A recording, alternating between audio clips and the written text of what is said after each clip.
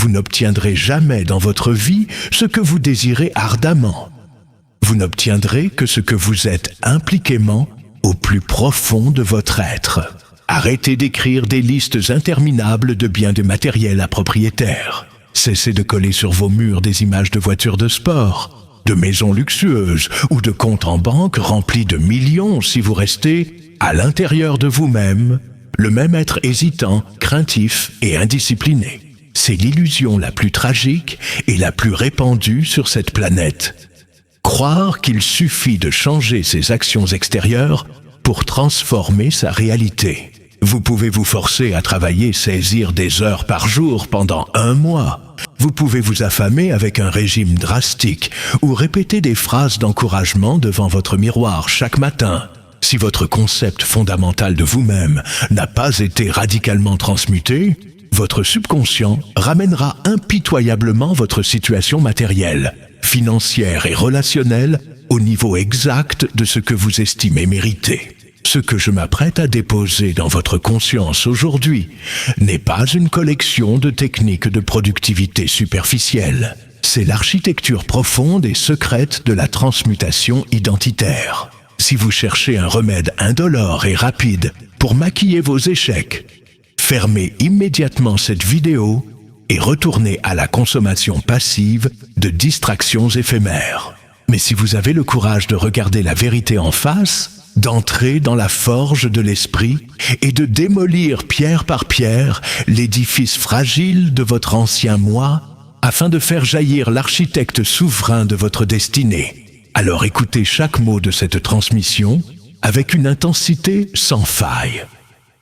Observez le spectacle affligeant qui se répète inlassablement à l'aube de chaque nouvelle année. Des millions d'individus, animés d'une euphorie passagère, rédigent des résolutions ambitieuses. Ils promettent d'éliminer leurs dettes, d'ériger des entreprises florissantes, de sculpter leur corps et d'abandonner définitivement leurs vices. Pourtant, lorsque l'horloge atteint la fin du mois de janvier, plus de 95% d'entre eux ont déjà capitulé. Ils ont réintégré leurs anciens réflexes, ils ont retrouvé leur posture d'échec, et ils s'enlisent à nouveau dans la léthargie quotidienne, tout en accusant le manque de temps, la mauvaise météo, la conjoncture économique ou la trahison des autres. Ce constat n'est pas une anomalie passagère, c'est la manifestation mécanique d'une loi psychologique inflexible. La force de volonté est une ressource finie et épuisable. Lorsque vous essayez de modifier vos comportements en conservant une identité d'exécutant passif, vous engagez une guerre d'usure contre votre propre système nerveux. Vous créez une tension interne insoutenable entre ce que vous faites et ce que vous croyez être. Tôt ou tard, la fatigue nerveuse s'installe, la volonté fléchit, et le thermostat interne de votre identité rétablit la température initiale de votre médiocrité. La frustration sourde qui ronge tant d'esprits brillants provient exclusivement de cette dissonance, déchirante entre les ambitions de l'intellect et les croyances fossilisées du subconscient. Pour saisir la puissance absolue de ce principe, transportons-nous dans les carrières de Pierre de Carrare au début du XVIe siècle. Un bloc colossal de marbre blanc, extrait des entrailles de la montagne, gisait dans la cour d'un atelier florentin depuis des décennies. Plusieurs sculpteurs renommés s'étaient approchés de cette masse brute, avaient posé leurs outils dessus avant de déclarer forfait, affirmant que le bloc était vicié, disproportionné et impropre à la création d'un chef-d'œuvre. La pierre était abandonnée aux intempéries, recouverte de poussière et de mousse, perçue par tous comme un déchet monumental. Lorsqu'un jeune sculpteur nommé Michel-Ange posa son regard sur cette masse inerte, il ne vit pas un bloc défectueux.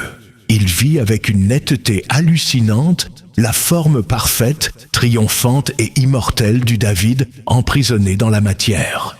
Lorsqu'on lui demanda plus tard comment il avait pu accomplir une telle prouesse technique, sa réponse fut d'une simplicité désarmante. La statue était déjà là, vivante et achevée dans le marbre. Mon seul travail a consisté à enlever à coups de burin tout ce qui n'était pas David. Votre vie actuelle ressemble exactement à ce bloc de marbre brut. La version de vous capable de dominer son domaine, d'accumuler une influence majeure et de bâtir une indépendance souveraine existe déjà à l'état de potentiel absolu. Votre devoir n'est pas d'inventer des artifices extérieurs ou d'imiter servilement des modèles étrangers, mais de frapper avec une détermination méthodique pour faire éclater les couches de doute, les peurs héritées et les compromis lâches qui masquent votre véritable stature. Le véritable secret est, et il a traversé ailleurs les siècles à travers les écrits des plus grands penseurs de l'esprit humain. James Allen affirmait avec une clarté lumineuse dans ses traités que l'homme ne façonne pas son destin par ses souhaits pieux, mais par l'exacte composition de ses pensées récurrentes, son caractère étant la somme totale de ce qu'il a choisi d'abriter dans son pour intérieur. Earl Nightingale démontrait à son tour que le secret le plus étrange du monde tient en une seule phrase.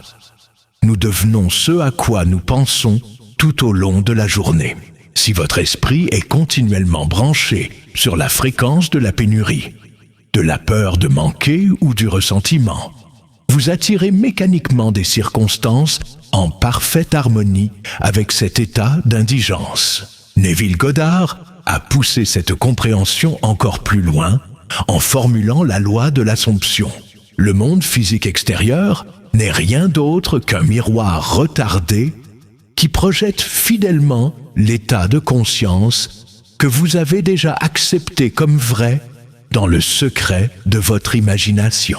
Si vous voulez régner dans le monde visible, vous devez d'abord vous couronner vous-même dans l'invisible de votre propre esprit. Le docteur Maxwell Maltz, chirurgien plastique devenu pionnier de la cybernétique comportementale, a prouvé cliniquement que les patients dont il corrigeait les cicatrices physiques continuaient à se comporter comme des êtres posés et rejetés tant que leur auto-image subconsciente restait exister. L'image de soi est le gouvernail automatique du navire de votre existence. Si ce gouvernail est bloqué sur le cap de l'impuissance, vous pourrez hisser toutes les voiles du travail acharné. Vous finirez inévitablement par vous fracasser sur les mêmes récifs. Considérez l'abîme psychologique qui sépare deux individus placés dans une situation rigoureusement identique. Imaginez deux hommes qui ont décidé de cesser de fumer et à qui l'on tend un paquet de cigarettes lors d'une réunion sociale. Le premier lève la main avec hésitation et déclare « Non merci, j'essaie d'arrêter ». Le second regarde le paquet avec une indifférence souveraine et répond simplement « Non merci, je ne fume pas ».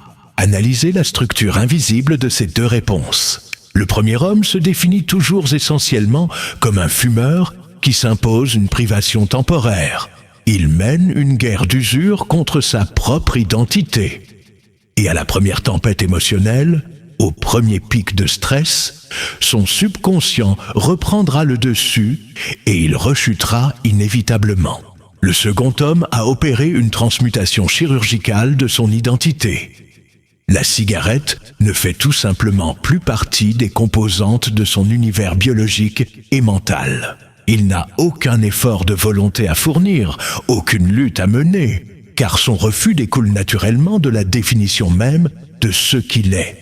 Chaque action que vous posez, du moment où vous ouvrez les yeux à l'instant où vous vous endormez, n'est pas un simple événement isolé dans le temps. C'est un bulletin de vote que vous déposez dans l'urne de votre subconscient pour élire un type d'être humain particulier. Lorsque la sonnerie du réveil retenue à l'aube et que vous appuyez sur le bouton de répétition pour grappiller 10 minutes de sommeil léthargique, vous ne perdez pas seulement du temps. Vous votez pour l'identité de l'homme faible, de l'individu incapable de tenir une promesse envers lui-même, de l'esclave de ses pulsions primitives. Vous vous asseyez devant votre bureau et que vous repoussez la tâche stratégique la plus difficile pour consulter des notifications insignifiantes. Vous votez pour l'identité de l'éternel hésitant. Mais lorsque vous vous levez sans la moindre hésitation dans le froid matinal, lorsque vous fermez la porte aux distractions pour travailler en profondeur sur votre chef-d'œuvre, et lorsque vous tenez parole dans l'obscurité totale, sans que personne ne soit là pour vous applaudir, vous déposez des bulletins massifs pour l'identité du conquérant, du bâtisseur et du maître de sa destinée. C'est précisément à cet instant précis de votre réflexion que le véritable engagement doit être scellé. Si vous ressentez au tréfonds de votre conscience que le moment est venu d'arrêter de négocier avec votre potentiel et que vous êtes fermement résolu à ériger cette nouvelle identité d'airain, prenez une seconde dès maintenant pour vous abonner à la chaîne Stratège du Succès et laissez un pouce bleu sur cette vidéo. Inscrivez-vous immédiatement dans l'espace des commentaires la déclaration solennelle de l'identité que vous avez décidé d'endosser aujourd'hui. Êtes-vous un bâtisseur, un stratège, un maître de la discipline? Écrivez ce mot avec fermeté, car le fait d'ancrer votre décision dans le monde réel constitue le premier acte de votre couronnement intérieur. Mais restez profondément concentrés, car nous entrons maintenant dans l'ingénierie concrète de cette métamorphose. Pour démanteler les anciens programmes de limitation et installer définitivement une nouvelle architecture d'identité, vous devez appliquer un protocole stratégique en 5 étapes impitoyables, conçu pour reprogrammer les circuits neuronaux de votre subconscient. La première étape fondamentale est la rédaction de votre charte d'identité souveraine. Vous ne pouvez pas atteindre un port dont vous ignorez les coordonnées géographiques exactes. Isolez-vous dans une pièce close, loin des téléphones et du tumulte extérieur. Prenez une feuille de papier vierge et un stylo à encre noire et d'écrire avec une minute chirurgicale le profil psychologique complet de la personne que vous devez devenir pour que vos plus grands objectifs ne soient plus des rêves des lointains, mais des conséquences naturelles de votre présence. Comment cet homme ou cette femme se tient-il debout? Quel est le ton exact de sa voix lorsqu'il négocie un accord stratégique? Comment réagit-il face à une perte financière temporaire ou à une trahison? Quels sont les comportements qu'il refuse de manière absolue de tolérer dans son sanctuaire personnel? Rédigez ce texte au présent de l'indicatif, avec une précision, telle que chaque phrase fait vibrer vos fibres musculaires et réveille une énergie indomptable dans votre poitrine. La deuxième étape est l'instauration de la doctrine des micro-preuves irréfutables. Votre subconscient est une machine logique ultra sophistiquée. Il ne se laisse pas tromper par des déclarations creuses ou des slogans superficiels. Il exige des faits, des preuves matérielles tangibles. Si vous avez décrété dans votre charte que vous êtes un être d'une discipline d'acier, vous ne pouvez pas attendre un événement grandiose pour le démontrer. Vous devez commencer immédiatement par des micro-victoires incontestables. Dès ce soir, faites votre lit avec une rigueur militaire. Organisez votre espace de travail de manière à ce qu'aucun désordre ne vienne troubler votre champ de vision. Rangez chaque vêtement, chaque document avec une précision maniaque. Lorsque vous devez accomplir une tâche ingrate, exécutez-la sur le champ sans prononcer un seul mot de plainte. Chaque micro-victoire enregistrée par votre cerveau agit comme un coup de burin supplémentaire qui vient sculpter l'évidence dans votre esprit. Je ne suis plus la personne qui tergiverse. Je suis un individu d'exécution immédiate. La troisième étape est la purification radicale de l'environnement sensoriel et relationnel. Votre esprit conscient est en état de veille permanent, mais votre subconscient, lui, absorbe continuellement tous les signaux émis par votre environnement sans jamais faire de tri critique. Si votre espace physique est encombré de symboles de négligence, si vous portez des vêtements usés qui renvoient de l'image d'un être vaincu, et si votre champ visuel est constamment pollué par des objets cassés ou inachevés, vous envoyez un message subliminal d'indigence à votre propre système nerveux. Nettoyez votre espace de vie avec la même exigence que celle d'un temple sacré. Débarrassez-vous de tout ce qui appartient à votre ancien moi vaincu. De la même manière, observez les conversations dans lesquelles vous plongez vos oreilles. Si vous fréquentez des individus qui parlent le langage de la peur, de la jalousie et de la résignation, vous inhalez un poison neuro-comportemental qui détruira votre nouvelle identité avant même qu'elle n'ait pu prendre racine. Instaurez une distance infranchissable avec la médiocrité sous toutes ses formes. La 4e étape repose sur le sanctuaire, matinal de l'heure d'or. La période des 30 premières minutes qui suivent. Votre réveil est le moment le plus critique de votre journée, car votre cerveau navigue encore dans les fréquences θ et α, ces états où la porte du subconscient est grande ouverte et sans protection critique. La majorité des gens commettent le crime de saisir leur téléphone dès l'ouverture des yeux, injectant immédiatement dans leur cerveau le stress du monde, les crises géopolitiques, les scandales futiles et les images d'autres vies qui viennent saturer leur esprit de comparaison et d'anxiété. À partir d'aujourd'hui, sacralisez cette première demi-heure. Ne touchez à aucun écran. Asseyez-vous dans le silence complet. Libérez votre charte d'identité souveraine et visualisez les défis majeurs de votre journée à venir. Voyez-vous entrer dans chaque réunion, aborder chaque problème difficile et surmonter chaque imprévu, non pas avec la fébrilité de votre passé, mais avec le calme impérial, la fermeté et l'intelligence de votre nouvelle identité. Lorsque vous quittez cette pièce matinale, votre esprit a déjà vaincu la journée dans le monde invisible de la répétition mentale. La 5e étape concerne l'épreuve du feu et le refus catégorique de la chute émotionnelle. Lorsque vous commencez à incarner cette nouvelle stature, l'univers tout entier semblera parfois tester la solidité de votre engagement.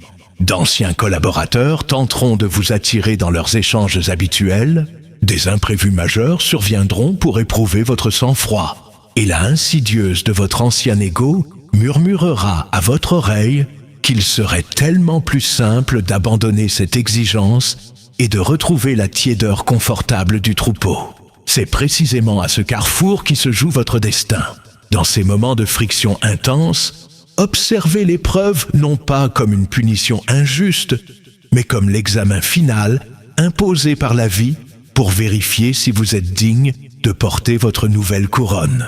Respirez profondément, redressez la colonne vertébrale, abaissez le timbre de votre voix et demandez-vous dans un éclair de lucidité. Comment le maître que je suis devenu agit-il en cet instant précis? Puis, exécutez la réponse sans la moindre trace d'hésitation.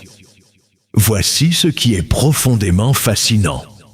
Au début de cette métamorphose, vous aurez peut-être l'impression de jouer un rôle, de porter une habitude trop grande pour vous, car le décalage entre votre nouvelle vision intérieure et vos résultats matériels extérieurs sera encore visible. Ne cédez jamais à ce syndrome de l'imposteur fabriqué par vos anciennes peurs.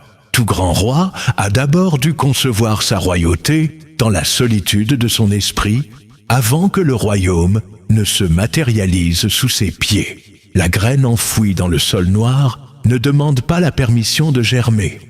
Elle suit la loi de sa propre nature divine et pousse avec une force invincible jusqu'à fendre la roche pour chercher la lumière. Vous n'êtes pas un imposteur qui simule la grandeur. Vous êtes un bâtisseur qui réaligne enfin sa réalité physique sur sa véritable stature spirituelle et intellectuelle. Si cette transmission magistrale a brisé vos dernières excuses et allumé en vous l'étincelle inextinguible de la véritable transformation, partagez sans attendre cette vidéo avec un être d'exception qui lutte encore pour libérer son potentiel des chaînes du passé. Inscrivez-vous dès maintenant en commentaire l'engagement solennel et précis de l'action que vous allez poser avant le coucher du soleil pour sceller votre nouvelle identité devant l'histoire de votre propre vie. Je lis personnellement chacune de vos déclarations pour pour fortifier l'alliance des esprits, maîtres de notre communauté, rappelez-vous, pour toujours, que le monde matériel n'est rien d'autre que l'ombre projetée de ce qui se trame dans le secret de votre temple intérieur. Cessez de fournisseurs pour que les récoltes soient abondantes si vous continuez à semer les graines rabougries de l'indécision et du doute. Redressez-vous, revêtez l'armure de vos standards les plus élevés et avancez avec la certitude inébranlable de celui qui sait exactement qui il est. On ne devient pas un conquérant en remportant une victoire extérieure. On remporte la victoire parce que l'on a d'abord conquis la souveraineté absolue sur son propre esprit. Si ce message a résonné en vous, laissez un pouce bleu pour aider l'algorithme à le diffuser à d'autres esprits ambitieux et partagez cette vidéo à une personne qui a besoin d'entendre ceci aujourd'hui.